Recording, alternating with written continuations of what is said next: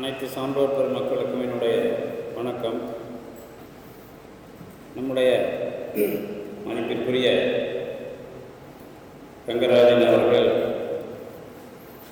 இந்த புலியூர் கோட்டம் சார்ந்த வரலாற்றினை பல முகங்களில் இந்த மக்கள் தெளிவுபடுத்திக் கொள்வதற்காக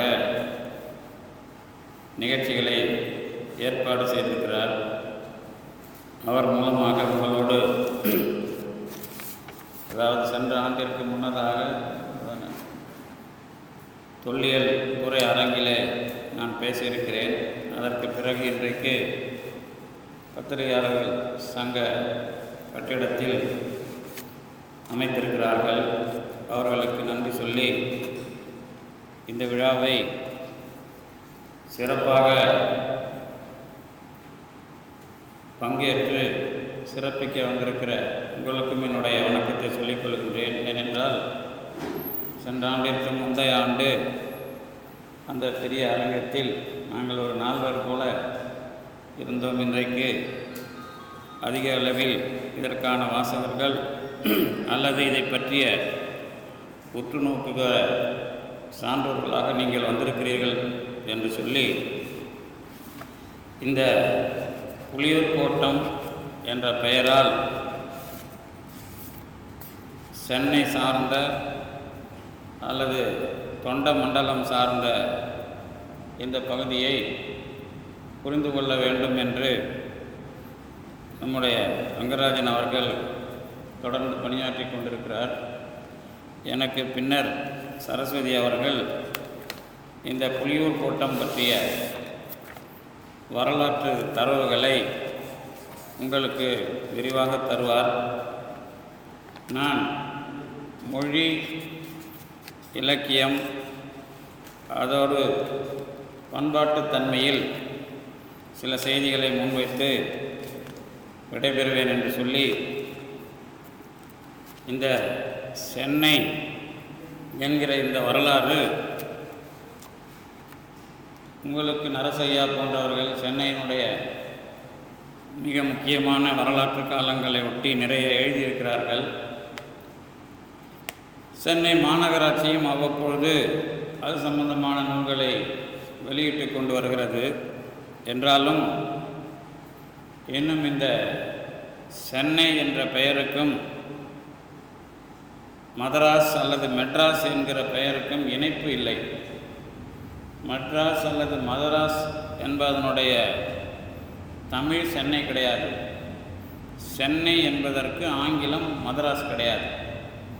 2 பெயர்கள் உள்ள இந்த இடம் புலியூர் கோட்டம் என்ற ஒரே பெயரால் சொல்லுவதற்கு ஒரு வரலாற்று தொடக்கத்தை நமக்கு அவர் தந்திருக்கிறார்.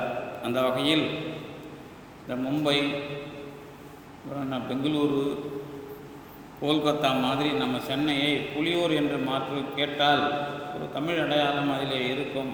அதற்கு இவர்கள் இந்த நிகழ்ச்சிகளின் மூலமாக அதை ஏற்பாடு செய்வது அல்லது தொண்டநாடு என்றோ, தொண்டநாடு என்பது இன்னும் விரிவானது. ஆனால் புலியூர் இந்த சென்னைக்கு நாம் அந்த பெயரை மாற்றி கேட்டால் ஒரு தமிழ் சார்பு அதில் இருக்கும். ஏனென்றால் சென்னை என்றால் தெலுங்கன், மதராஸ் என்றால் அதாவது ஆங்கிலேயன். மதராஸ் என்பது அதனுடைய மூலம் உங்களுக்கெல்லாம் நீங்கள் அதை பற்றி நிறைய பேசியிருப்பீங்கன்னு நினைக்கிறேன். இருந்தாலும் நானும் கொஞ்சம் சென்னை மாநகராட்சியினுடைய 320வது ஆண்டு மலர் என்னுடைய தயாரிப்பில் வெளிவந்த மலர். அந்த மலர் உங்கள் கைக்கெலாம் கிடைக்காது. அந்த மாநகராட்சி நூலகத்தில் இருக்கலாம், நீங்கள் போய் பார்க்கலாம். அதில் இந்த மதராஸ், சென்னை என்ற 2 பெயர்களை உடைய ஒரு நகரம், நாம் வாழுகிற நகரம் அப்படிங்கிறத நான் தெளிவுபடுத்தியிருக்கிறேன். மதராசப்பட்டினம் அல்லது மதிராசப்பட்டினம் அல்லது மதுரசேனன் பட்டினம், இதுதான் உங்களுக்கு கோட்டை சார்ந்து நாம் இருந்து கொண்டிருக்கிற இந்த பகுதி. வால்டாக்ஸ் கடந்து போனீங்கன்னா கருப்பர்பட்டினம். அந்த கருப்பர்பட்டினம் யாருடைய ஆளுகையின் கீழ் இருந்தது என்றால் சந்திரகிரி வேங்கடபதி மன்னனுடைய ஆளுகையின் கீழ் இருக்கிறது. சந்திரகிரி ஆளுகையில் இருந்த அந்த வேங்கடபதியினுடைய தந்தை சென்னப்ப நாயக்கன். சென்னப்ப நாயக்கன் பெயரால் அவன் ஆங்கிலேயர்களுக்கு இதை விட்டு விடுகிறான். அது சாதாரணமாக விடலை, அந்த வரலாறு கொஞ்சம் விரிவானது. இந்த பக்கம் போர்ச்சுகீசியர்களுடைய ஆளுகையில் இருந்த மந்தவெளி சார்ந்த இந்த பகுதி போர்ச்சுகீசியர்களிலிருந்து வாங்கப்பட்டு பிறகு ஆங்கிலேயர்களுடைய கிழக்கிந்திய கம்பெனிக்கு அதிகாரத்துக்கு வருகிறது. இந்த வரலாற்றை கொஞ்சம் உங்களுக்கு தேவைப்பட்டால் நான் கொஞ்சம் அதையும் சொல்கிறேன். என்ன அப்படின்னா,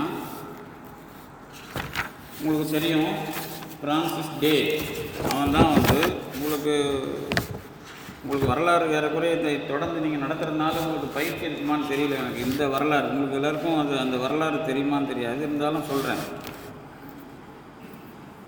உங்களுக்கு டச்சுக்காரர்கள் இவங்க தான் முதல்ல பழவேற்காட்டில் வணிகம் தொடங்க உரிமை பெற்றிருந்தவர்கள்.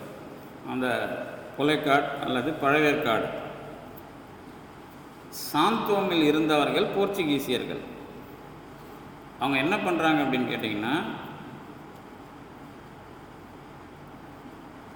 அவங்க பழவேற்காட்டை தாக்குவாங்கன்னு நினச்சி வேங்கடனுடைய மனைவி அவங்க தான் என்ன பண்ணுறாங்க அப்படின்னா, ஒரு கோட்டையை பழவேற்காட்டில் கட்டிகிட்டு இருக்காங்க.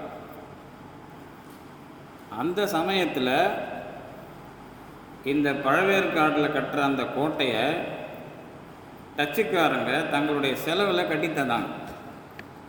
கட்டித்தந்து அங்கே இருந்துக்கிட்டே வணிகம் செய்கிறாங்க. முதல்ல இது ஆங்கிலேய கம்பெனிக்கு முன்னதாக நடந்த வரலாறு. டச்சுக்காரங்க வேங்கடபதி அல்லது வேங்கடனுடைய மனைவி கட்டின கோட்டையை சாந்தோம்லேருந்து போய் அதுக்குள்ளே தன்னுடைய செல்வாக்கை வச்சுக்கிட்டு வியாபாரம் பண்ணுறதுக்கு இங்கே கால் கொண்டுகிறார்கள். இதனால தான் ஆங்கிலேயர்கள் பழவேற்காட்டில் முதல்ல நுழையலை. அதுக்கு பிறகு என்ன நடக்குதுன்னா, ஆறுமகான் அல்லது ஆறுமுக முதலியோட இடம் ஆறுமுகப்பட்டினம். நீங்கள் ஆறுமகான் பேட்டை அப்படிம்பாங்க. அது ஆறுமுக முதலியோட இடம் ஆறுமுகப்பட்டினம். அது எங்கே அப்படின்னா பழவேற்காட்டுக்கு வடக்கு பகுதி. பழவேற்காட்டுக்கு வடக்கு பகுதியில் டச்சுக்காரர்களோட ஒரு ஒப்பந்தம் செஞ்சுக்கிட்டு ஆங்கிலேயர்கள் என்ன பண்ணுறாங்கன்னா, வணிகம் செய்ய தொடங்குறாங்க. அப்போ அந்த ஆறுமுகப்பட்டினத்தில் இருந்த பண்டகசாலைக்கு ஒரு தலைவர் தான் பிரான்சிஸ் டே. அந்த பிரான்சிஸ் டே தான் என்ன பண்ணுறான் அப்படின்னு கேட்டிங்கன்னா, நெசவு பொருள் மலிவாக கிடைக்கிற மயிலாப்பூர் சார்ந்த பகுதிக்கு வரான். அப்போ அவன் வாழ்க்கையில் என்ன நடக்குது அப்படின்னா, சாந்தோமில் ஒரு பொண்ணை காதலிக்கிறான் அல்லது அவள் மீது கவர்ச்சிப்படுகிறான் அப்படின்னு ஒரு நிகழ்ச்சி சொல்லப்படுகிறது. அது சம்பந்தமாக நம்பகத்தை யாரும் முன்வைக்கல. ஆனால் அந்த நிகழ்ச்சியை சொல்லாமல் சென்னை மாநகராட்சி வரலாற்றை யாரும் தொடங்கலை. அவளை சந்திக்கிறதுக்கு அடிக்கடி போகிறான், அல்லது மயிலாப்பூர் பக்கம் அந்த நெசவு பொருட்களை வாங்கிறதுக்கு அடிக்கடி போகிறான் அப்படிங்கிற மாதிரி சொல்லி அவன் வழியில் பார்த்த இடம்தான், அதாவது இப்போ நீங்கள் சென்ட் ஜார்ஜ் கோட்டை பார்க்குறீங்கல்ல, அந்த இடம்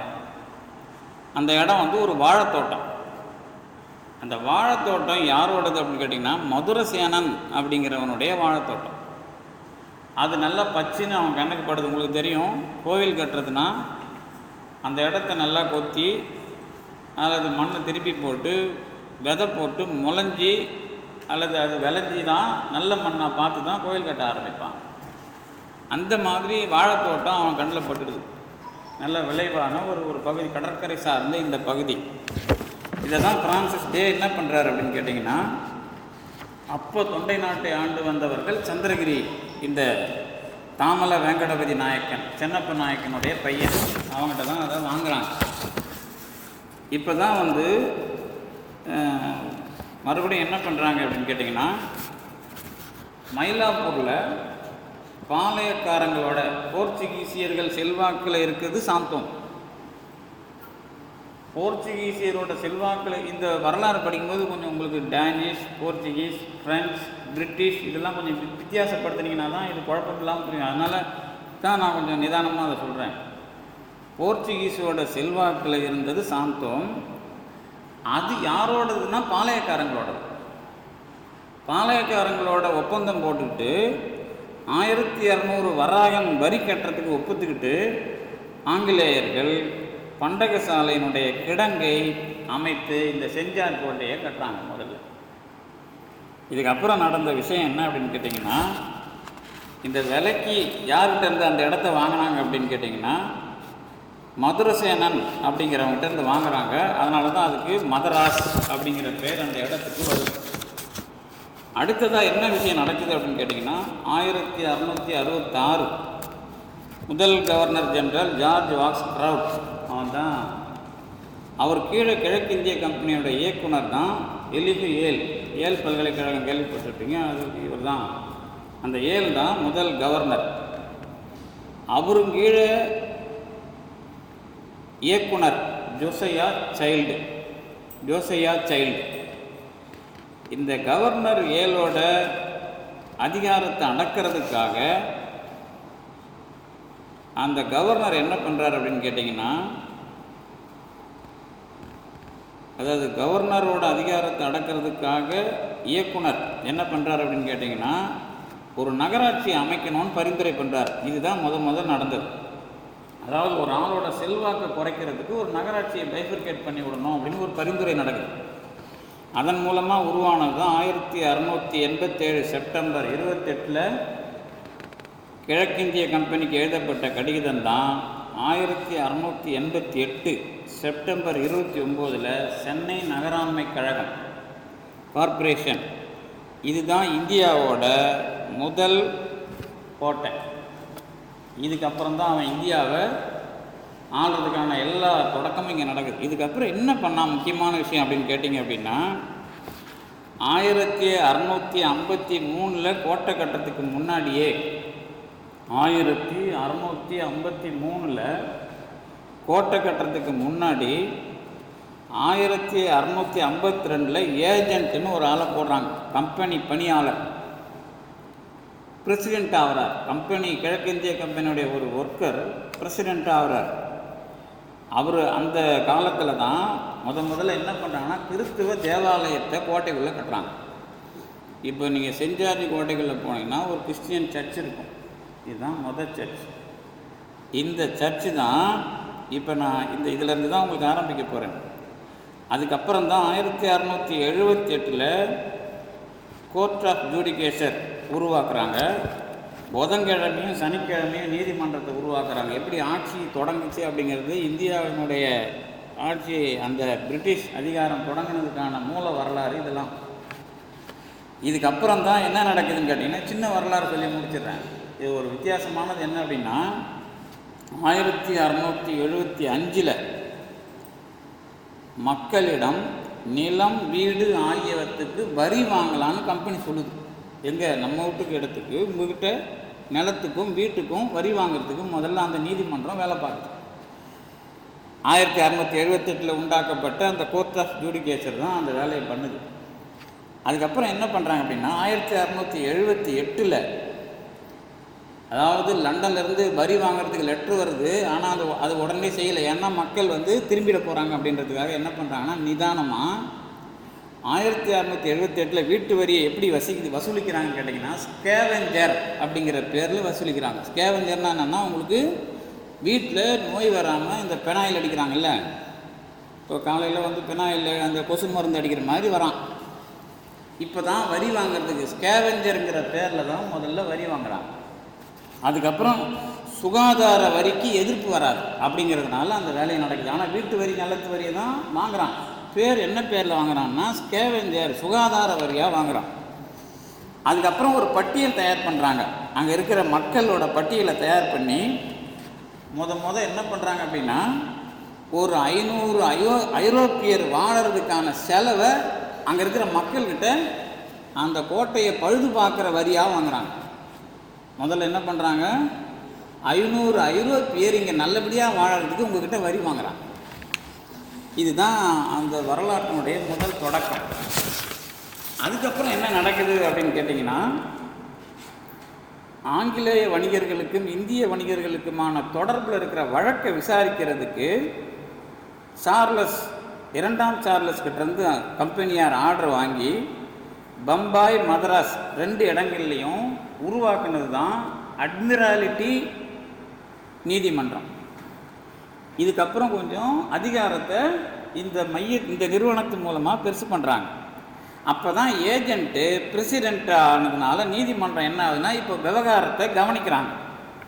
கவனித்து என்ன பண்ணுறாங்க அப்படின்னு கேட்டிங்கன்னா, நீதி வரி ஆகிய முறைகளில் அதிகாரம் ஆங்கிலேயர்களால் முதலில் என்ன பண்ணப்படுகிறது, செயல்படுத்தப்படுகிறது. இதுதான் 1686 ஜூலை 10ஆம் தேதி 1686 ஜூலை 10 இதுதான் அட்மிரால்ட்டி நீதிமன்றம் முதல்ல உங்களை அதிகாரம் பண்ண தொடங்குது. இதுக்கப்புறம் அந்த சமயத்தில் தான் அவுரங்கசீப்போட ஆட்சியினுடைய குழப்பம் வட இந்தியாவில் இருக்குது. தக்காணத்தில் இருந்து அந்த ஆட்சியினுடைய செல்வாக்கு இந்தியாவில் கொள்ளையடிக்கிற ஆட்சியாக இருக்குது. அந்த சமயத்தில் என்ன நடக்குது அப்படின்னு கேட்டிங்கன்னா, பம்பாயும் சென்னையும் ஆங்கிலேய அரசு என்ன பண்ணால் ரீஜென்சி அப்படின்னு சொல்லுவோம். ரீஜென்சி அப்படின்னா என்னன்னு கேட்டிங்கன்னா, அந்த இடத்துல ஆங்கிலேயன் மேலே கையை வச்சா இங்கிலாண்டை கையை வச்ச மாதிரி அர்த்தம். அப்போ உடனே அவன் அடிப்பான் திரும்பி. அதுதான் ரீஜென்சி. முதல்ல கையை வச்சு, அதாவது நீங்கள் எங்கே வேணாலும் யார் வேணாலும் கையை வைக்கலாம். ஆங்கிலேயர்களில் இந்த சென்னை பம்பாய் தவிர எங்கே வேணாலும் கையை வச்சுக்க பிரச்சனை இல்லை. ஆனால் சென்னை பம்பாயில் அடிச்சிங்கன்னா பிரிட்டிஷ் அரசு அடித்த மாதிரி நேராக இறங்குவாங்க. இதுதான் ரீஜென்சியாக உருவாக்குறாங்க. இந்த ரீஜென்சி தான் ஆங்கில அரசின் நேரடி பார்வையின் கீழ் வருவதற்கான வழிவகையை செய்கிறது. அது 1687 டிசம்பர் 30 கொடுக்கப்பட்ட ஆணையினால் உருவாக்கப்பட்டது. அதுக்கப்புறம் தான் இந்த கார்ப்பரேஷன் என்ற அமைப்பை தெளிவுபடுத்துகிறார்கள். இப்போ அதுக்கு என்ன பேர் வைக்கிறாங்க அப்படிங்கிறது தான் இந்த புலியூர் கோட்டத்தினுடைய வரலாற்றினுடைய சூழ்ச்சி உங்களுக்கு தெரியும். என்ன பேர் அப்படின்னு கேட்டிங்கன்னா, புனித ஜார்ஜ் கோட்டை கோரமண்டல கடற்கரையில் உள்ள சாதாரணமாக கிறிஸ்து ஊரான மதராசப்பட்டினம் என்று அழைக்கப்படுகிறது. பேருனா கிறிஸ்து ஊரான மதராசப்பட்டினம் என்று அழைக்கப்படுகிறது. இதுதான் அவங்க கொடுக்குற அடையாளம். எதுக்கு? சென்னை கோட்டைக்கு கொடுக்குற அடையாளம். இதுக்கப்புறம் கிறிஸ்து ஊரான மதராசப்பட்டினம், இதை நீங்கள் மறக்கவே தேவையில்லை. அந்த பேர் தான் அவங்க ஐடென்டிஃபை பண்ணது. அதுதான் உங்களுக்கான என்னது அது தொடக்கம். இதில் என்ன அடுத்ததுன்னு கேட்டிங்கன்னா, 1688 செப்டம்பர் 29 முதல் நகராண்மை கழகம் இந்தியாவில் சென்னையில் உருவாக்கப்பட்டது. அல்லது மதராசப்பட்டினத்தில், ஏன்னா சென்னைன்னு அதை சொல்லக்கூடாது. சென்னை எது? வால் டேக்ஸுக்கு அந்த சுவருக்கு அந்த பக்கம். வால் டேக்ஸ் எதுக்கு வருதுன்னா, பிரிட்டிஷ்காரன், அதாவது அந்த அந்த அந்த அந்த மதில் அப்பப்போ அந்த அவுரங்கசீப்காரனும் அந்த நவாப் கான் இவங்கெல்லாம் கொள்ளடிக்கிறாங்க. அந்த வரலாறு உங்களுக்கு சேர்த்து சொல்லுவேன். இந்த கொள்ளடிக்கும் போது இவங்க பிரச்சனை இல்லாமல் இருக்கிறதுக்கு தான் அந்த மதிலை கட்டுறாங்க. அதான் நீங்கள் அதுக்கு வரி வாங்கினாங்க. யார்? அவங்கள யாரும் தாக்காமல் இருக்கிறதுக்கு மக்கள்கிட்ட வரி வாங்கினது. அந்த வரியில் கட்டப்பட்டது அப்படிங்கிறது தான் அந்த வால் டேக்ஸ். அதில் தான் கொள்ளை அடிக்கிறத தடுக்கிறது. அப்போ யார் யார் கொள்ளை அடித்தாங்க, எப்படி அதெல்லாம் சென்னையை விரிவாக்கினாங்க அப்படிங்கிறத சொல்லிவிட்டு அதுக்கப்புறம் நான் மொழி இலக்கியம் பண்பாடு சார்ந்த விஷயங்களோடு முடிச்சுக்கிறேன். அப்புறம் என்ன நடக்குது அப்படின்னு கேட்டிங்கன்னா, இந்த சென்னப்ப நாயக்கனுடைய மகன் வேங்கடநாயக்கன் தன்னுடைய தந்தையின் பெயரால் தான் சென்னக்குப்பம் பகுதியிலான முத்தியாலுப்பேட்டை, பகடலுப்பேட்டை, ஆர்குப்பம், மேலுப்பட்டு, உப்பளம் பகுதி, மேலுப்பட்டுனா உப்பளம் ஆகிய பகுதிகளை வழங்கியுள்ளான் என்று மெக்கன்சியோட கைப்பிரதி கூறுகிறது. எப்படி இருந்தாலும் வேங்கட நாயக்கன் அவனுடைய அப்பன் சென்னப்ப நாயக்கன் பெயரால் அதை வழங்குகிறான். அதுதான் சென்னை. எது சென்னை? கோட்டை வால் டேக்ஸ் அந்த பக்கம் இருக்கிறது தான் சென்னை. இந்த பக்கம் இருக்கிறது மதராசப்பட்டினம். ஏன்னா மதரசேன வாழைத்தோட்டம் சார்ந்த இந்த பகுதி. இந்த ரெண்டையும் சேர்த்து தான் நீங்கள் இப்போது இன்னைக்கு அதாவது இந்தியாவை ஆட்டி படைத்த ஒரு தலைமை கழகம் முதலாக உருவாக்கப்பட்டிருக்கிறது. இதுக்கப்புறம் என்ன நடக்குதுன்னு கேட்டிங்கன்னா, ஆங்கிலேயர்கள் கட்டிய அந்த கோட்டைக்கு வெளியே இருந்த கருப்பர் பட்டணம் தான் பிளாக் டவுன். அதனுடைய மேற்கு பகுதி வேப்பேரி. இந்த வேப்பேரியை எப்படி வாங்குறாங்கன்னு கேட்டிங்கன்னா, 1678 குத்தகைக்கு வாங்குறாங்க.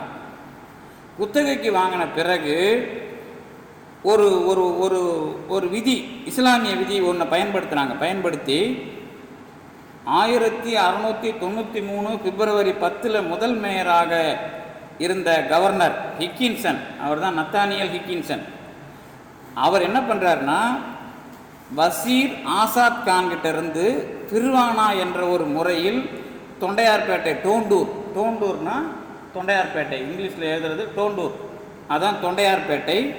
அப்புறம் பெப்சிவாக்கா, புரசைவாக்கம், அப்புறம் எக்மோர், எழுமூர் ஆகிய இடங்களை மானியமாக பெறுகிறார். இதில் ஒரு கிருவானா அப்படிங்கிற முறையில் முதல்ல எந்த ஊரை வாங்குகிறாங்க உங்ககிட்ட? கருப்பர்பட்டினத்துலேருந்து டோண்டூர், பெப்சிவாக்கா, எக்மோர், தொண்டையார்பேட்டை, புரசவாக்கம், எழும்பூர் ஆகிய இடங்களை மானியமாக வாங்குகிறார்கள். அதுக்கப்புறம் என்ன கிடைக்குதுன்னா, அவுரங்கசீப்போட தளபதி நவாப் வசீர் ஆசாத் கான்கிட்ட இருந்து வேப்பேரிய மானியமாக வாங்குறாங்க. அதுக்கு என்ன பண்ணுறாங்கன்னா ஆங்கிலேயர்கள், அதுக்கு ஈடாக நான் பள்ளிவாசல் கட்டித்தரேன் அப்படிங்கிறாங்க. எதுக்கு? நவாப் வசீர் ஆசாத் கான் அவன் அவுரங்கசீப்போட ஒரு தளபதி, அவங்ககிட்ட இருந்து தான் வேப்பேரிய மானியமாக கேட்குறாங்க. அதுக்கு என்ன பண்ணுறாங்கன்னா, நாங்கள் பள்ளிவாசல் கட்டித்தரேன்னு ஆசை கட்டுறாங்க. அதுக்கு என்ன பண்ணுறாங்கன்னா, கூட பெரிய மேடையும் கொடுங்கன்றாங்க. பெரிய மேட்டையும் கேட்குறாங்க, பெரிய மேட். அப்போ என்ன நடக்குது அப்படின்னு கேட்டிங்கன்னா, அந்த நவாப் தாவூத் கான் என்ன பண்ணுறான்னா, அப்போ தான் கொள்ளடிக்கிறான் 1700. எதை கொள்ளடிக்கிறான்னா, புரசவாக்கம், எழும்பூர், திருவல்லிக்கேணி ஆகிய இடங்களில் கொள்ளடிக்கிறான். அப்போ என்ன பண்ணுறாங்கன்னா, நீ கொள்ளடிக்காமல் இரு அப்படிங்கிறதுக்காக அவனுக்கு 25,000 ரூபாய் கொடுக்குறான். யார்? ஆங்கிலேயர்கள். அந்த நவாப் தாவூத் கான் கொள்ளையடிக்காமல் இருக்கிறதுக்கு ஒரு 25,000 ரூபாயை லஞ்சம், அதாவது கையூட்டாக கொடுத்து கொள்ளடிக்காமல் இருப்பா அப்படின்றாங்க. அதுக்கப்புறம் என்ன நடக்குது அப்படின்னு கேட்டிங்கன்னா, அந்த திருவல்லிக்கேணி, புரசவாக்கத்தை குத்தகை விடுவாங்க. இப்போ ஊரை பிடிங்கிறாங்கல்ல, அதை என்ன பண்ணுவாங்க, உங்களுக்கு குத்தகை விடுவாங்க. அந்த குத்தகை விடுறதுல ஒரு 1003 வராகனுக்கு குத்தகை விடுறாங்க, புரசவாக்கத்தையும் திருவல்லிக்கேணியும். அதை ஒருத்தன் வேணான்னுறான். உடனே என்ன பண்ணுறாங்க, 1750 வராகனுக்கு 1708 கொடுக்குறாங்க. 1750 வராகனுக்கு 12 வருஷத்துக்கு குத்தகை விடுறாங்க. அப்போ என்ன நடக்குது? இருந்தாலும் அந்த நவாப் தொல்லை கொடுக்குறான். அப்போ என்ன பண்ணுறாங்கன்னு கேட்டிங்கன்னா, அவனை வழிக்கு வர்றதுக்கு ஒரே ஒரு முக்கியமாக, இதுதான் இந்திய வரலாற்றில் அல்லது தமிழ் வரலாற்றில் மிக முக்கியமான இடம், 400 மதுபாட்டில் கொடுத்து அதை வாங்கிடுறாங்க. ஒயினுக்கு வாங்கிடுறாங்க. எதை? இந்த புரசவாக்கம், திருவல்லிக்கேணியெல்லாம் நவாபுக்கு எவ்வளோ பரிசு கொடுத்து அவன் அடங்கலை, 400 மது பாட்டில் கொடுத்து அவன்கிட்ட அந்த இடத்த வாங்கிக்கிறாங்க பிரச்சனை இல்லாமல். அது மட்டும் இல்லாமல் அவனுக்கு ஒரு 46 ஏக்கரை பரங்கி மலையில் கொடுக்குறாங்க. அது இப்போ யார் கண்ட்ரோலில் இருக்குது நீங்கள் தான் பார்த்து சொல்லணும். பரங்கி மலையில் அந்த நவாப் கானுக்கு 46 ஏக்கர் நிலத்தையும் கொடுக்குறாங்க. என்ன நடக்குதுன்னா, இதுக்கப்புறம் என்ன பண்ணுறானுங்க, சென்னையை கெடுக்கிறானுங்க, பயிர் உற்பத்தியை கெடுக்கிறானுங்க. அதுக்கு என்ன பண்ணுறாங்கன்னா, புரசவாக்கத்தில் செங்கல் சூளை வைக்கிறானுங்க.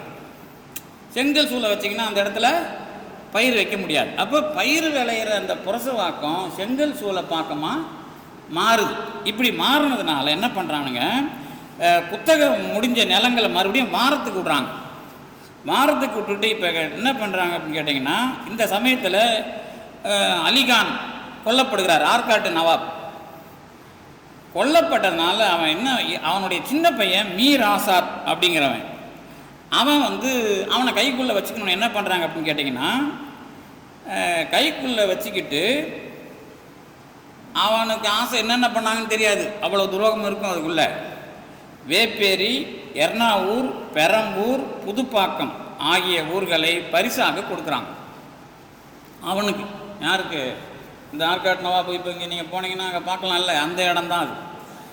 இதுக்கப்புறம் தான் சின்ன சின்ன போர் இதெல்லாம் நடந்து கருப்பர் பட்டணத்தை சுவர் எழுப்பி தக்க வைத்தனர். இது நெல் விவசாய முதலவைகள் பயன்படாமல் போனதனால் அதுக்கப்புறம் என்ன நடக்குதுன்னு கேட்டால், எழும்பூரில் ஒரு அரண்மனையை கட்டுறாங்க 1710. 1710 எழும்பூரில் ஒரு அரண்மனை கட்டுறாங்க. அதில் என்னென்னா, அடிப்பட்ட வீரர்களை தங்க வைப்பாங்க, சண்டை போடுறதுக்கு அடிப்பட்ட வீரர்களை. அங்கே ஒரு மாவாலயம் வைக்கிறாங்க. அந்த சமயத்தில் திப்பு சுல்தான் இறந்த சமயம் 1799. அப்போ என்ன பண்ணுறாங்க அப்படின்னு கேட்டிங்கன்னா, அந்த சமயத்தில் அவர் இறக்கிறதுக்கு, திப்பு சுல்தான் இறக்கிறதுக்கு முன்னாடி 1794 ஒரு மனநல மருத்துவமனையை அவர் அரண்மனையில் கொடுக்குறாங்க. அந்த அரண்மனையை மனநல மருத்துவமனை எக்மூரில். இது இப்போ பார்க்குற மனநல மருத்துவமனை இல்லை. அதுக்கப்புறம் தான் அது பூந்தமல்லி சாலைக்கு 1900 மாற்றப்படுது. அப்போ அந்த மனநல மருத்துவமனை தான் இப்போ எக்மூர் ரயில் நிலையமாக இருக்குது. அப்போ தான் 1900 எக்மூர் ரயில் நிலையத்துக்கு அந்த மனநல மருத்துவமனையை கொடுத்துட்றாங்க. இப்படி தான் அந்த வரலாறு, சென்னை வரலாறு இருக்குது. இதுக்கப்புறம் நான் என்ன கொஞ்சம் சொல்லிட்டு முடிச்சிடுறேன். இதில் அதிகாரம் எப்படி வருது அப்படின்னு கேட்டிங்கன்னா, சென்னை சூழ்ந்த இடங்களை கைப்பற்றி மேயர் நீதிமன்றம் மூலம் ஜஸ்டிஸ் ஆஃப் பீஸ் நிலைநாட்ட முற்பட்டு ஜார்ஜ் கோட்டையை சுற்றி 10 மைல் சுற்றளவில் சென்னை நகராட்சிக்குள் வருகின்ற கிரிமினல் வழக்குகளை விசாரிக்கும் அதிகாரத்தை கொண்டிருக்கிறார்கள். முதல்ல கிரிமினல் வழக்கு 10 மைல் சுற்றளவில் சென்னையை சுற்றி இருக்கிற கிரிமினல் வழக்கெல்லாம் விசாரிக்கிறதுக்கு பண்ணுறாங்க. அதில் 5 நாளைக்கு ஒரு முறை வழக்கு. இதை பார்த்தீங்கன்னா தான் வள்ளலாருடைய விஷயம் தெரியும். வள்ளலார் ஔவையார்லாம், ஔவையார் வந்து கொஞ்சம் முன்னாடி, ஔவையார் என்ன சொல்லுவாங்க அப்படின்னு கேட்டிங்கன்னா, அதாவது நீதியை தப்பாக சொல்கிற நீதிபதி, நீதிக்கு பொய் சாட்சி சொல்கிறவன், இவன் குடும்பம் வந்து நாசமாக போயிடும் அப்படின்னு அவங்க பாட்டு எழுதுறாங்க. யார்? ஔவையார். அந்த பாட்டுக்கு இணையாக வள்ளலார் 2 விஷயத்தை கையில் எடுக்கிறார். ராமலிங்க அடிகளார் என்னென்ன விஷயத்தை கையில் எடுக்கிறார்னா, அப்போ இருந்த சமயவாதிகள் எல்லாருக்கும் மாற்றா நீங்கள் வள்ளலாரை பிரிட்டிஷ் ஏகாதிபத்தியத்தினுடைய புரிதலை கொண்ட ஒரு சமய பொறுப்பாளராக பார்க்கணும். அப்படி பார்த்தீங்கன்னா அவர் 2 விஷயம் பண்ணுறார். ஒன்று, மனு நீதி சோழன் வரலாற்றை எடுக்கிறார். அது என்னன்னா, ஜாதி பார்த்து பிறப்பு பார்த்து நீதி சொல்லக்கூடாதுங்கிறதுக்காக எடுத்தது தான் அது. அது ஏதோ கதைக்காக எடுத்ததில்லை, பழம்பெருமை பேசுறதுக்காக எடுத்ததில்லை. மனுமுறை கண்ட வாசகம் அப்படின்னு வள்ளலார் ஒரு நூலை எழுதுறார். அந்த நூலை ஏன் எழுதுறார் அப்படின்னு கேட்டிங்கன்னா, அப்போல்லாம் ஜட்ஜ்மெண்ட்டு அல்லது சாட்சி எப்படின்னா, நீங்கள் சாட்சி சொல்கிறீங்கன்னா இவர் என்ன ஜாதி அப்படின்னு பார்த்து தான் சாட்சியை ஏற்றுக்கும். இப்போ கொலை ஒருத்தன் பண்ணிட்டான், அவன் கொலை பண்ணதை பார்த்தவன் எஸ்சியாக இருந்தால் அவன் கொலை பண்ணான்னு சொன்னால் கூட எஸ்சி சொல்கிற சாட்சியை ஏற்றுக்க மாட்டான். அதே ஒரு ஐயர் சொன்னார்னா, தப்பாக சொன்னால் கூட அதுதான் உண்மை. புரியுதா உங்களுக்கு நீதியோட பரிபாலனம்? இதுக்காக வள்ளலார் எழுதினது தான் மனுமுறை கண்ட வாசகம். மனுமுறை கண்ட வாசகத்தை நம்ம தத்துவமாக படிக்கிறது வேற. அன்னைக்கு அந்த நீதிக்காக குரல் கொடுத்த முதல் ஆளுமை வந்து வள்ளல் பெருமானுடையது, ராமலிங்க அடிகளாருடையது.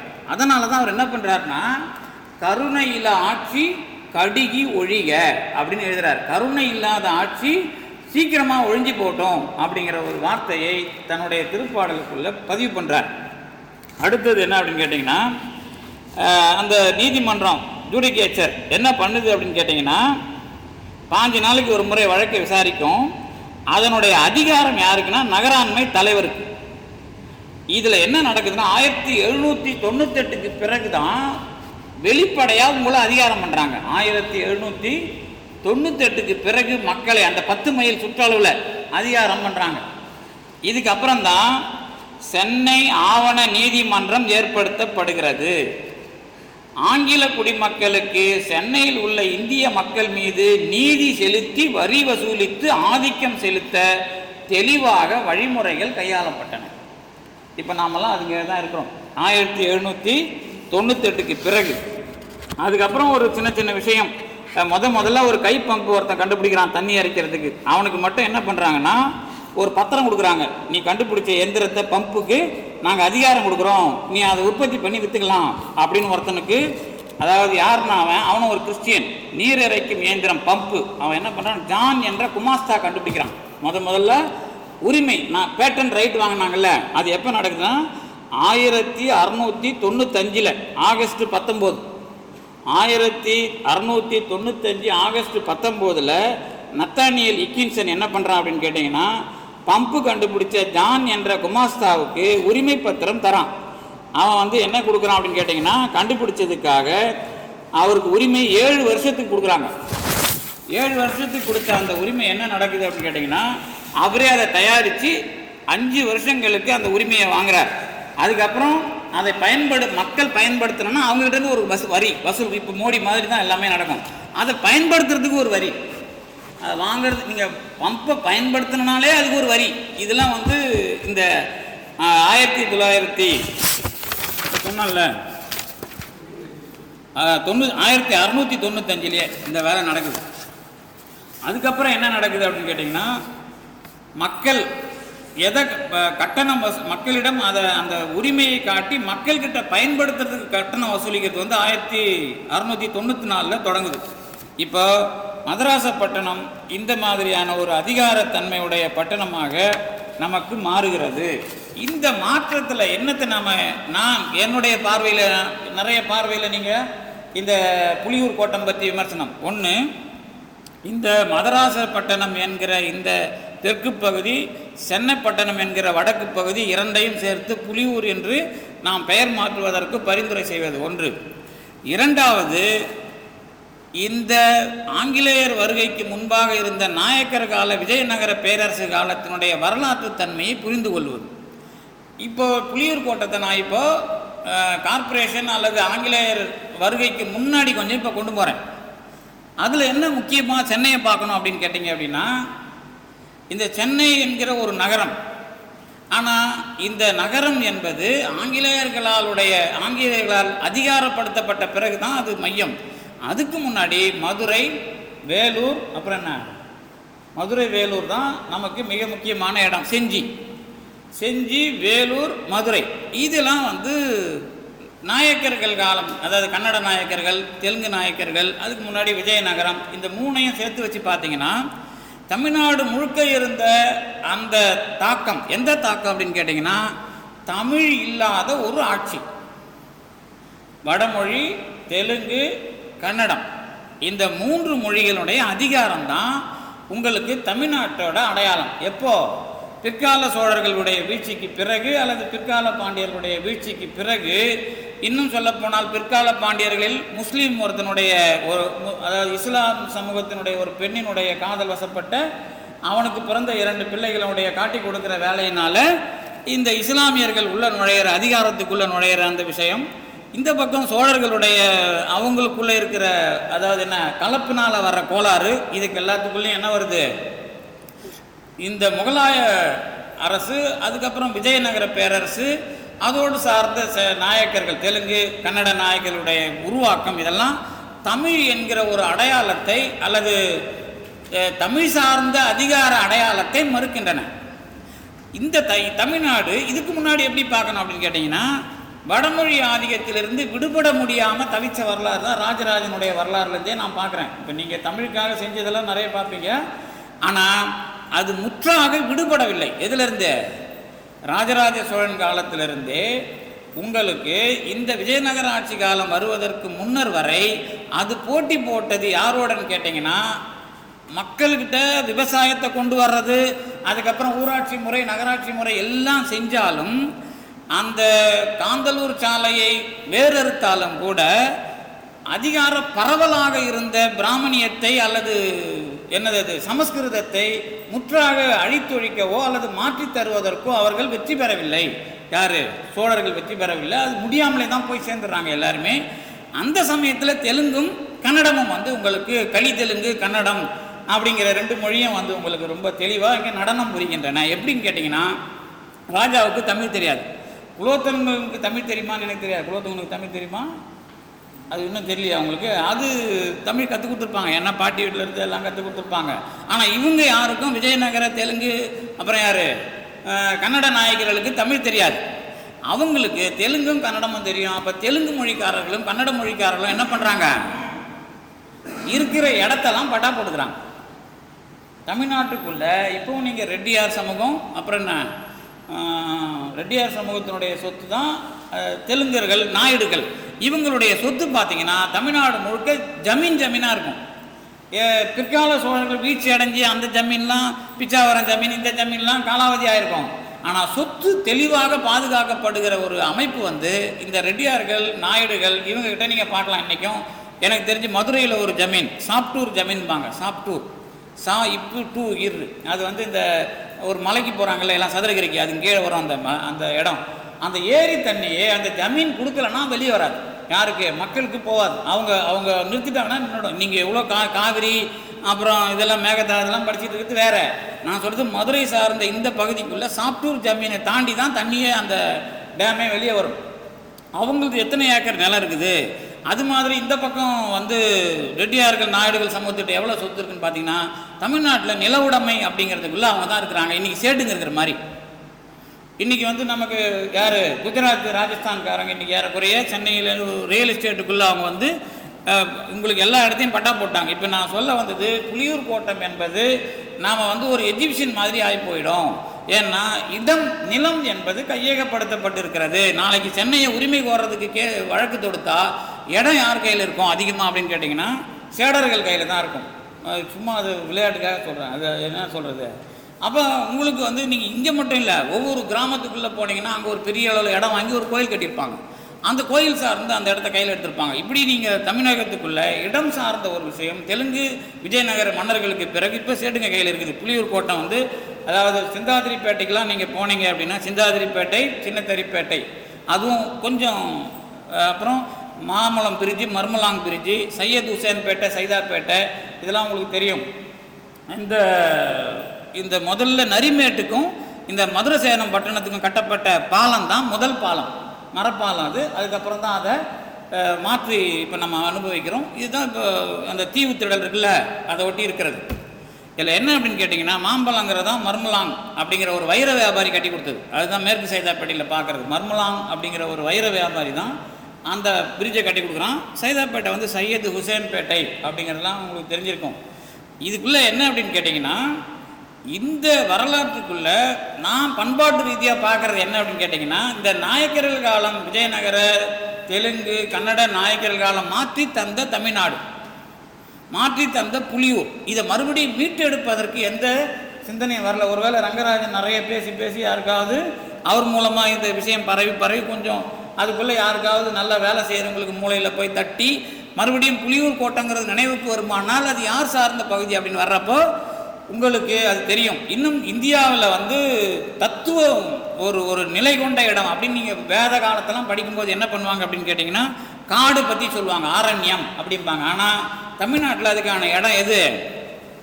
வள்ளலார் நகர் என்று சொல்லப்படுகிற தங்கசாலையை ஒட்டிய அந்த பகுதி தான். இன்னும் நீங்கள் நடந்து போனீங்கன்னா மொத்த தத்துவவாதிகளும் ஆன்மீகவாதிகளும் குவிந்த இடம் வந்து, இப்போ நீங்கள் உலகத்துக்கு ஒரு அடையாளம் கொடுக்கணும், ஒரு தத்துவவாதிகள் ஞானிகள் தமிழ்நாட்டிலேயே ஒரு குவியலாக வாழ்ந்து அதாவது எப்போ நமக்கு இருக்கிற 17ஆம் நூற்றாண்டு தொடங்கி இப்போ 21ஆம் நூற்றாண்டு வரைக்கும் நீங்கள் அதுக்குள்ளே பார்த்தீங்க அப்படின்னா 20ஆம் நூற்றாண்டு வரைக்கும் இந்த வடசென்னை பகுதியை நீங்கள் அதுக்கு அறிவிக்கலாம். இப்போ காஞ்சிபுரத்தை அறிவிக்கிறாங்கல்ல, அது எல்லா சமயமும் போராட்ட இடம். ஆனால் வடசென்னை சார்ந்த அந்த பகுதியில் நடந்தீங்கன்னா சோமசுந்தர நாயகர், ராமலிங்க அடிகளார், பாம்பன் சுவாமிகள், இன்னும் அதுக்கு முன்னாடி வேதாந்தத்தில் இருந்த கரபாத்திர சுவாமிகள், இன்னும் அதாவது தத்துவ ஆசான்கள் பலரும் நடைபெறுகின்ற இடம் அந்த 7 கிணறு சார்ந்த பகுதி. அதனால தான் அந்த இடத்துல கூட 7 கிணறு யார் கட்டினாங்கன்னு உங்களுக்கு தெரியல. 7 கிணறு, மொத்தம் 10 கிணறு வெட்ட ட்ரை பண்ணுறாங்க குடிநீர் பிரச்சனைக்கு. 7 கிணறு தான் வெட்டுறாங்க. அதானே, 10 கிணறு வந்து முயற்சி பண்ணுறாங்க, 7 கிணறு தான் வெட்டுறாங்க. இந்த 7 கிணறை வெட்டினது உங்களுக்கு தெரியும், அதில் திருக்குறள்லாம் இருக்குது, அப்படிலாம் நீங்கள் படிச்சிருப்பீங்க. 7 கிணறு யாரால் வந்ததுன்னு கேட்டிங்கன்னா 1772 கேப்டன் பேகர் அவர் தான் இந்த திட்டம் போடுறார். பெத்தநாயக்கன் பேட்டைக்கு வடக்கில் கிணறுகள் தோண்டுகிறார். இதுதான் பெத்தநாயக்கன் பேட்டை தான் இப்போ நீங்கள் பார்க்குறது. இப்போ பெத்தநாயக்கனா யார்? பெரிய நாயக்கன். அது தெலுங்கு பேர் வந்து உங்களுக்கு பெத்தனா பெரிய, அப்போ பெரிய நாயக்கன் அப்படிங்கிறது தான். இப்போ அது சார்ந்த பகுதி தான் நீங்கள் வேசர்பாடி வரைக்கும் அந்த தத்துவ பூமியாகவே அதை பார்க்கலாம். இப்போ தமிழகத்தில் ஒரு தத்துவ பூமின்னு அடையாளம் காட்டுறீங்க அப்படின்னா தங்கசாலை அந்த பிராட்வே அதில் தொடங்கி, ஏன்னா வந்து உங்களுக்கு தெரியும் இந்த மறைமலடிகள் நூலகம் ஒன்று இருந்ததில்ல, அங்கே வள்ளலார் முதல்ல பேசின இடம் தான் மறைமலடிகள் நூலகம். பழசு வைரமுத்து போய் காலி பண்ணார் பாருங்க, அந்த இடம் தான் வந்து அவர் போய் படிக்க போகிறேன்ட்டு விவரமாக போய் எக்மோர் லைப்ரரிக்கு போய் அது உருப்படாமல் போச்சு. அங்கேயே இருந்து அந்த பில்டிங் இப்போ மாற்றி கட்டிட்டாங்க. அதுதான் சோமு செட்டியார் வீடு என்கிற அந்த இடம் தான் வள்ளல் ராமலிங்க அடிகளார் பேசின இடம். அதுதான் பக்கத்தில் இருக்கிற ஈஸ்வரன் கோயிலுக்கு பார்வையாக இருக்கும். அந்த தெரு தொடங்கியே உங்களுக்கு தத்துவம் ஆரம்பிக்குது. அங்கே தான் பாம்பன் சாமிக்கு அடிப்பட்டது, அங்கே தான் வள்ளலார் பேசுகிறார். இந்த இடத்துல ஆரம்பித்து வேசர்பாடி வரைக்கும் உங்களுக்கு இந்தியாவினுடைய மிகப்பெரிய, ஏன்னா இங்கே தான் வேதாந்தம் செழிச்சுது, இங்கே தான் சித்தாந்தம் செழிச்சுது. எந்த தத்துவ அணுகுமுறையும், அதாவது பிரிட்டிஷ் காலனிய ஆதிக்கத்துக்கு பிறகு உலகத்துக்கு தெரிய வந்த ஒரு இடம், வெளியிடப்பட்ட இடம், அதெல்லாம் அந்த இடம் தான். நீங்கள் ஒன்றா அந்த இடத்தெல்லாம் என்னது அங்க பிரதர்சனம் சொல்கிறாங்கல்ல, அந்த பூமியில் உருளலாம். அப்படி அவர்கள் நடைபெறுகின்ற இடம் எந்த இடம்? இந்த நான் சொல்கிற இந்த லிங்கிச்செட்டு தெரு தொடங்கி அல்லது அந்த பீச்சில் இருந்து நீங்கள் இது வரைக்கும் வேசர்பாடி வரைக்கும் நீங்கள் போனீங்க அப்படின்னா இந்த விஷயம் இருக்கும். இப்போவும் வந்து உங்களுக்கு அதெல்லாம் புண்ணிய பூமி தான், ஆனால் அது விலைக்கு போயிடுச்சு. எல்லா இடமும் பில்டிங் எதுவுமே உங்கள் கையில் கிடையாது. அப்படி தான் பாம்பன் சுவாமி இருந்த இடம், அவர் மாடியில் இருந்தார். அது வந்து நம்புலையர் தெரு. அது மாடியில் இப்போது ஒரு சேட்டு வந்து ஜவுளி கடைக்காரன் வச்சுருக்கிறான். அதை அப்புறம் உங்களுக்கு தெரியும் வள்ளலார் பார்த்த இடமும் அந்த அவருடைய அடையாளமாக அது இல்லை. அதுக்கப்புறம் இன்னும் நிறைய, அதாவது சென்னை சிவனடியார் திருக்கூட்டம்னு ஒன்று, சோமசுந்தர நாயர் பேசின இடம், சோமசுந்தர நாயர் இருந்த வீடு, அதாவது வந்து விக்னேஸ்வரர் வீதி. அது அந்த வீதியில் அவர் வீடே எங்கே இருந்ததுனே தெரியல. பழைய கார்பரேஷன் நம்பர்லாம் மாறி விஜய விக்னேஸ்வரர் தெருவில் இருந்தார் அவர், இங்கே சூளையில். அவருக்கு பேரே சூளை சோமசுந்தர நாயகர் தான். இப்போ அவர் தான் வந்து இந்தியான்னு சொல்லலாம், அதாவது அவருடைய வீச்சு இந்தியாவுக்கு பதில் தந்தது. ஆனால் அவர் தமிழகத்தில் வேலை பார்த்த ஒரு மிக முக்கியமான ஆள். 1800களில் தொடங்கி 1905 வரைக்கும், அதாவது வந்து 19ஆம் நூற்றாண்டு 20ஆம் நூற்றாண்டுடைய தொடக்கம் அவர் தான். அவரால் தான் மறைமலடிகள் வந்தார். அவரால் தான் இன்றைக்கி தமிழ் வழி கல்வியை படிக்கிறது, அந்த தமிழ் பெயர் பார்க்குறதெல்லாம் எல்லாத்துக்கும் மூலம் வந்து அந்த சோமசுந்தர நாயகர் தான். அவர் தான் என்ன பண்ணார்னா, அன்னைக்கு புலியூர் கோட்டத்தில் இருந்த பார்ப்பனர்களை எதிர்கொண்ட ஒரு பெரிய ஆளுமை வந்து சோமசுந்தர நாயகர். எப்படின்னு கேட்டிங்கன்னா, முதல்ல அவர் வந்து சும்மா தான் இருக்குது, அவர் ஒன்றும் சண்டைக்கெல்லாம் போகல. ஒரு கோயிலில் சைவத்தை எதிர்த்து நோட்டீஸ் ஓட்டுறாங்க. உங்களுக்கு தெரியல, ராத்திரியில் பிட் நோட்டீஸ் ஓட்டிட்டு தப்பிப்பாங்கல்ல, அந்த மாதிரி ஒரு கோயிலில் ஒட்டுறாங்க சூளை பக்கம்.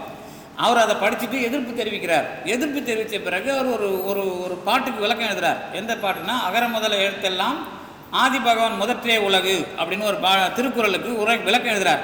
அந்த விளக்கத்தில் என்ன எழுதுறாருன்னா, தமிழ் மட்டுமே அன்றி வடமொழிக்கும் இதான் அப்படின்னு எழுதுகிறார். அந்த வரிக்கு கோபம் வந்து அன்றைக்கி இருந்து ஒரு 1000 பார்ப்பனர்களுக்கு மேலே அவரை எதிர்த்து எவ்வளோ எழுத முடியுமோ எழுதுகிறாங்க. அந்த எழுதுனதனுடைய அவர் பட்ட அடியெல்லாம் உலகத்து இன்ன வரைக்கும் எவனும் சமய உலகத்தில் பெறல, அந்த அளவுக்கு அவர் பெற்றார். அதுக்கு அவருடைய சமகாலத்துக்கு ஒட்டி தான் பாம்பன் சாமி வர்றாரு. அவரும் வைணவர்கள்ட்ட சிக்கல் அனுபவிக்கிறார். இந்த சென்னையில் வந்து உங்களுக்கு நீங்கள் பார்க்குற இந்த வழியெல்லாம் எப்படி வச்சு பார்க்கலாம் அப்படின்னு கேட்டிங்கன்னா, திருவொற்றியூர்லேருந்து மயிலாப்பூருக்கு ஒரு பாதை இருக்குது, நேர் பாதை. அந்த நேர் பாதை எப்படி உங்களுக்கு அடையாளம் தெரியுது அப்படின்னா, சேக்கிழார் பெரிய புராணத்துக்குள்ளே அது ரொம்ப தெளிவாக சொல்கிறார்.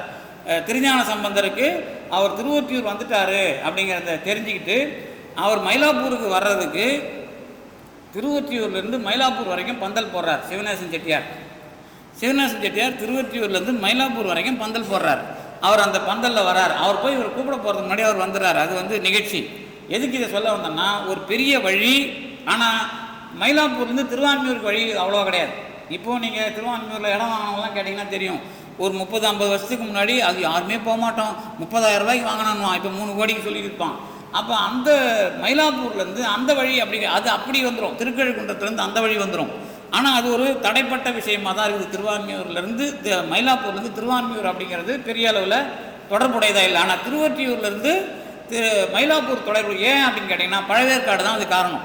வணிக நகரம் பழவேற்காட்டிலிருந்து இந்த மயிலாப்பூரில் ஜவுளி கடைக்கு சம்பந்தமான அல்லது துணி நெய்வதற்கு சம்பந்தமான பொருட்களுடைய விற்பனை இங்கே இருக்குது. அங்கே வந்து துணி ஏற்றுமதி செய்யப்பட்ட இடம். அப்போ நீங்கள் அதனால தான் சின்னத்தரிப்பேட்டைன்னு பிற்காலத்தில் சிந்தாதிரிப்பேட்டை உருவாகிறதுக்கு காரணம். இதெல்லாம் அதனுடைய மரபு நீட்சி தான்.